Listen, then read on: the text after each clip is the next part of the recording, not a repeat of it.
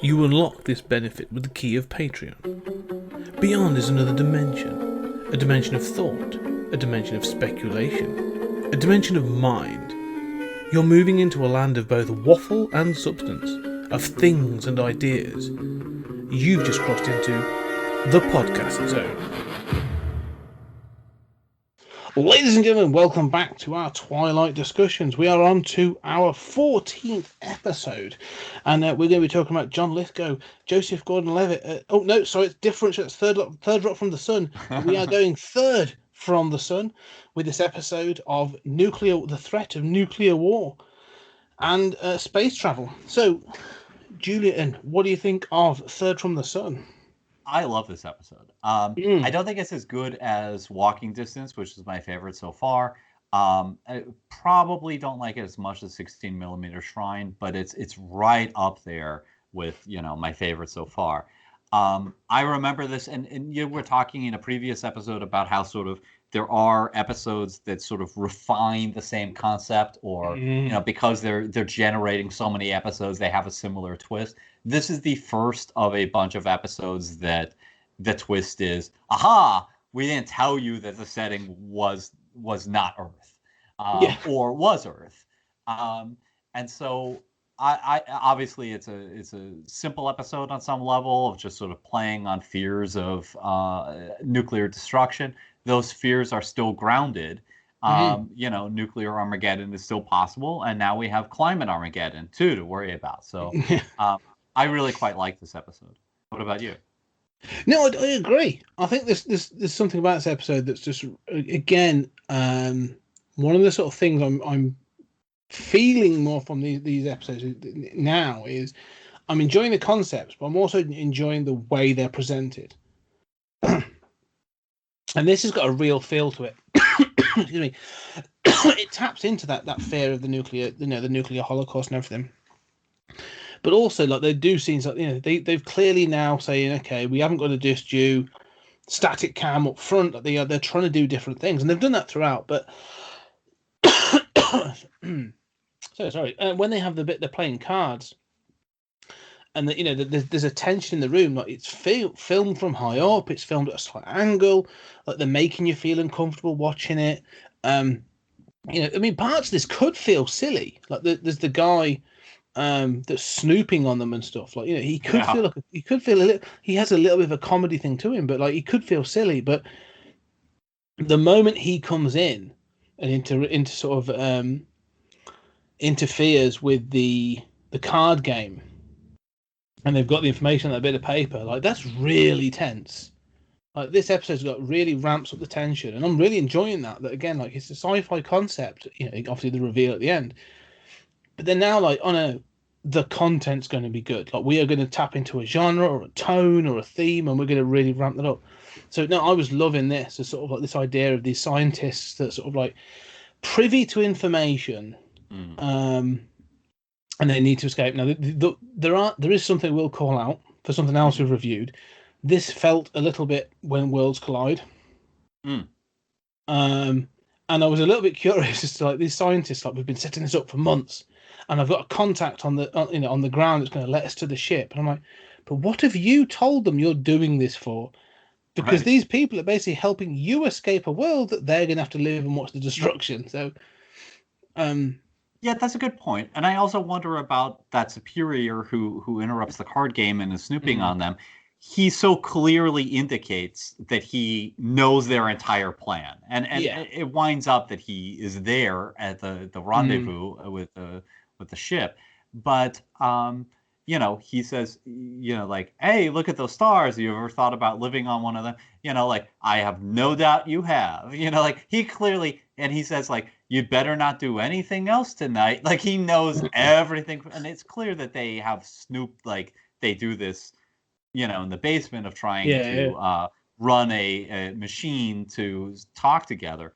So it's clear that there's surveillance on them, as it was to a limited degree at the Manhattan Project, although they still managed to have a spy. It is a little we never really find out how he knows all of that. But I'm willing to. I don't think that needs to be explained, right? I mean, he's the supervisor. They have surveillance methods. It feels to me like it's implied that like he's got it from the contacts, because it's they say like you've got a contact, and then they've changed the guard on the gate and all this other stuff. So it feels to me like someone has broken and given up that information, which is why the guard is changed on the gate and all this other stuff. So yeah, it's sort of implied.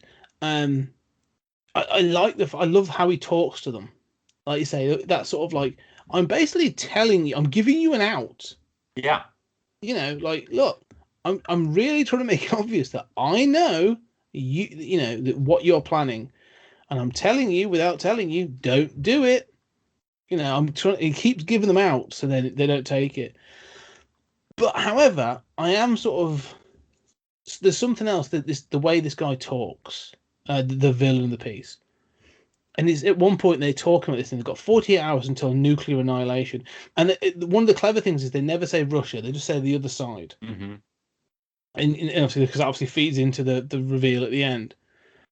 And this thing about the up, the over, and the kapow, that's it. And then they have this whole thing of like, we'll be flattening them first. Well, they could also launch. Well, yeah, but not as accurate, not as big, and da da da. So it's sort of like be 35 million instead of 60 million or whatever. And then he says that sounds like defeatist talk. Yeah. And it's sort of like, well, no, it's annihilation talk is what it is. But I love the fact that it's like, well, no, but we'll have killed more of those than they killed of us, and that's a win.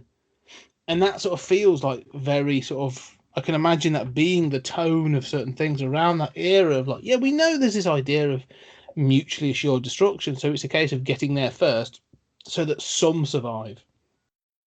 And this idea of defeatist talk felt very sort of prominent in the Cold War rhetoric.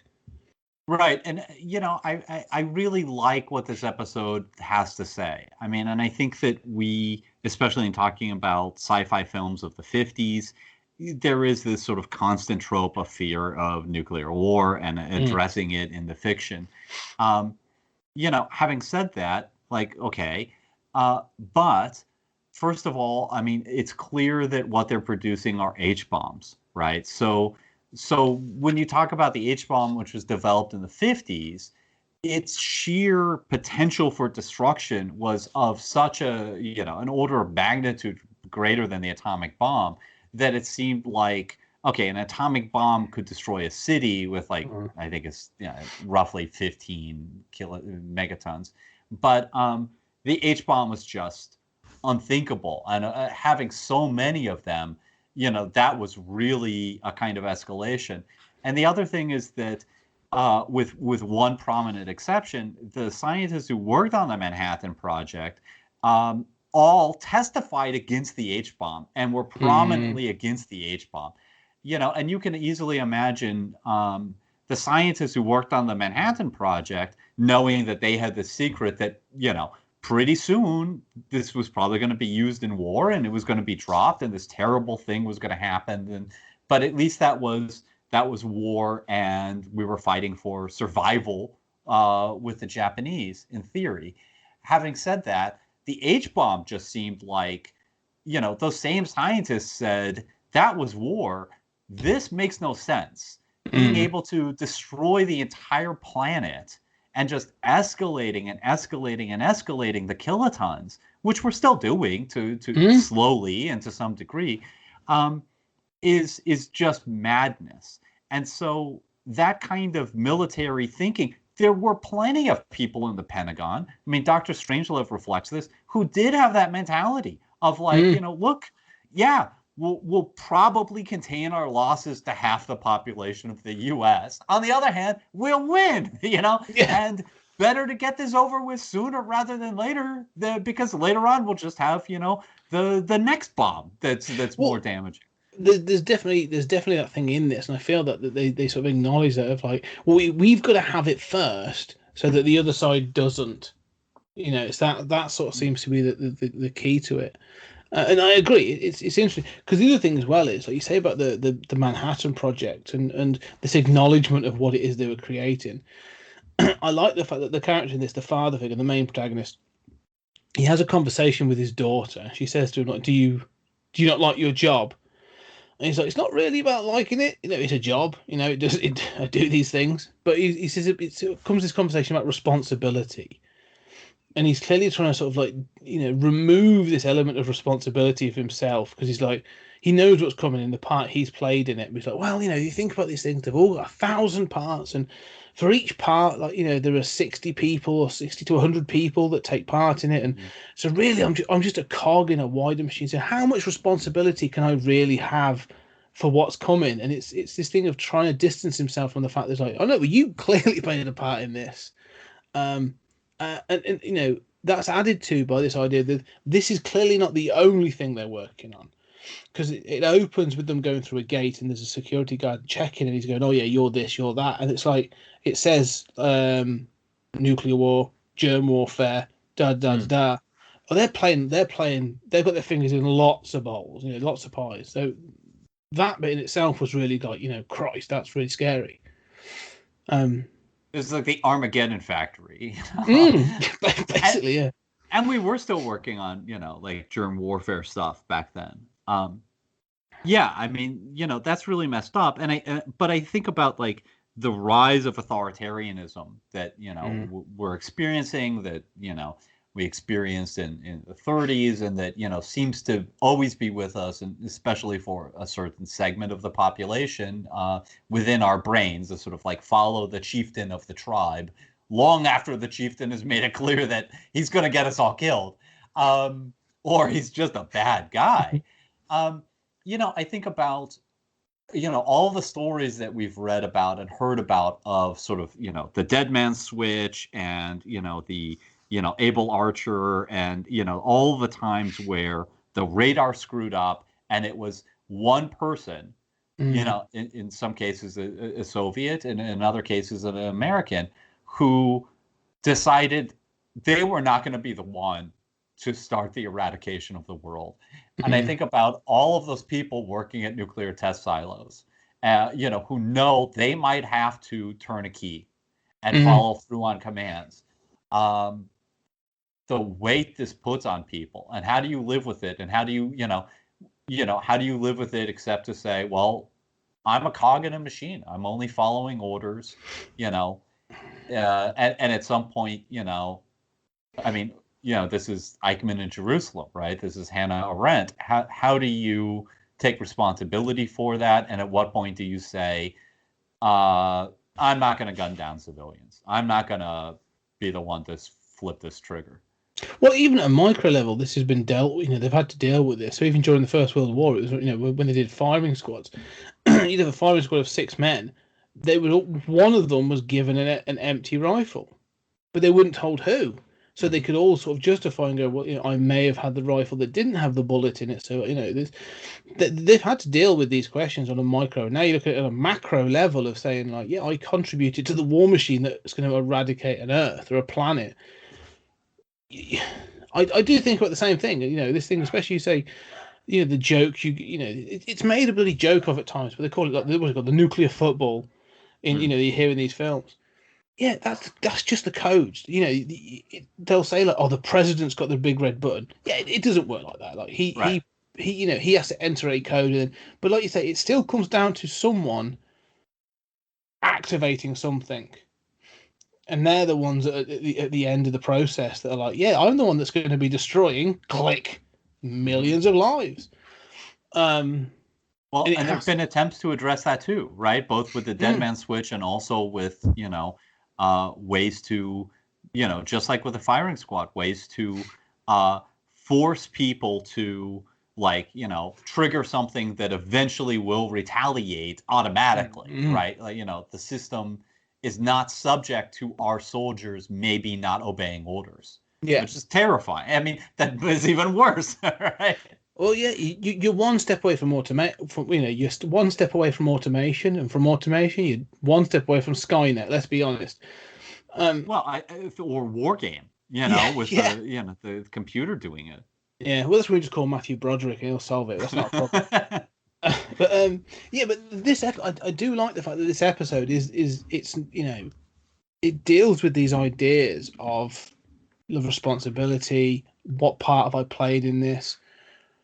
But also, you know, the fact that the villain of the piece, this guy, I forget his name, but this guy that's watching over them, like, he's coming up from almost like, well, no, like you said, it's coming from that view of like, no, this is a good thing. Like, we have to win. We are the right people, and so if we eradicate all of them before they eradicate like half of us, then we win, and that's a good thing. And any other talk is unpatriotic. And you know, I see that, and especially the snooping as well, and the stuff like, you know, obviously I know McCarthyism was gone by this point, but you know, the fear of the communist invader and the fear that, you know, your neighbor being communist was still a threat. Like, they still believed this stuff, and well into the 60s, people were being shipped and given up. So the idea that someone could give you up for something, so they had to put like surveillance. There's a paranoia to this episode that I just is pervasive, and is presented really.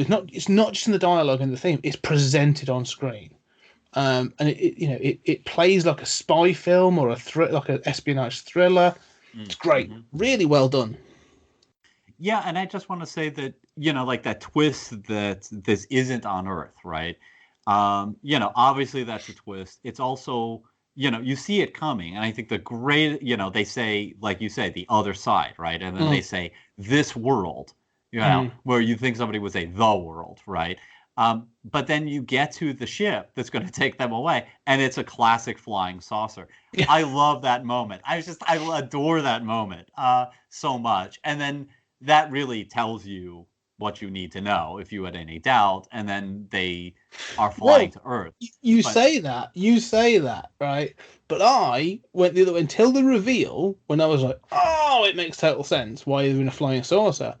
But when I saw the flying saucer, I was like, "Oh, how quaint!" They think that's what that's what's going to allow us to leave our atmosphere. Thinking, you know, not thinking the cylindrical big rocket was the way to go. And I was thinking, "Oh, that's really quaint." But then when it tacks on, I was like, "Oh, okay, now I completely get it." So it's a great little nod. It's a fantastic little moment. Well, and you know, I found myself thinking about like parallel development, you know, theories of parallel development on other planets. I do think that they have a very weird phone. There are a few objects that are supposed to be a little different from ours, right? Very, very subtle, not enough to clue you in early, but enough to kind of like in retrospect, because obviously it's you know, a 1950s or a 1960s home, cars, et cetera, et cetera. But, you know, I do about that parallel development. You know, there is the Fermi paradox and the question of sort of why have we not observed or been contacted by extraterrestrials? And there are a lot of questions, but a lot of answers and theories about why that would be.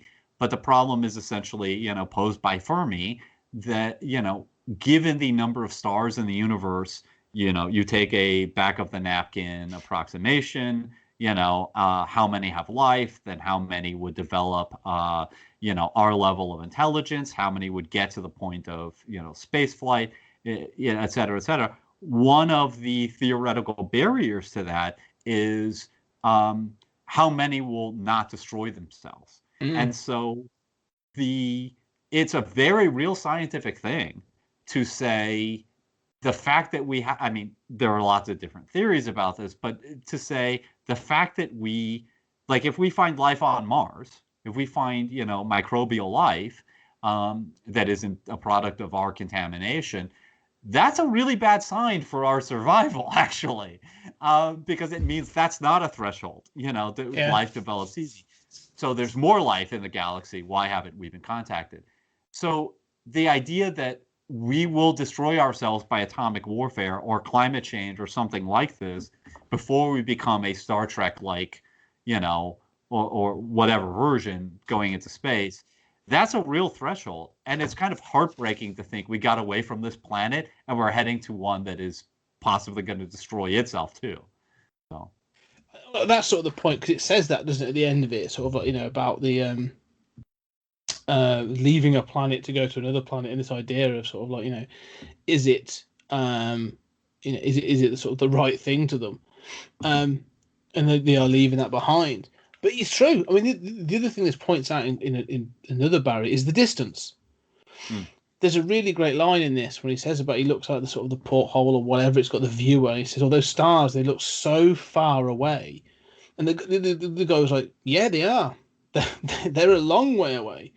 But that's the one we're going to. That's the one we're trying to reach, and it's sort of, you know, it says it's 11. This is what's funny, because it's 11 million light years away. Mm-hmm. And you go, well, that is quite a long way to go, you know, to get to Earth. And he goes, that's the other barrier. It's like, well, yeah, how do you travel that distance in space? You know, even if you travel at light speed, which is impossible, like it's still going to take so much time. So there's so much things, but that's the thing. The twist on this is a great little twist. I really enjoy it. You know, they go on to live in suburban America in, you know, the real 1950s, or they crash land and they actually find that they've landed in Salem in the mid 1500s, and they'll get burnt as witches, which is a tragic end. So, you know, swings and roundabouts. The one final thing I'll add is that technically 11 million miles, they're within our solar system.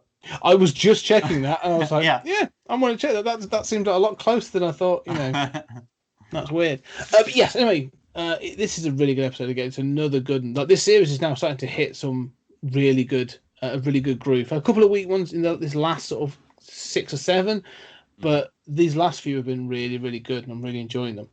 So anyway, any last final thoughts, Julian, before we jump off this one? I'm good. Okay, well, ladies and gentlemen, thank you very much for joining us on our Twilight journey, and we shall see you on the next episode.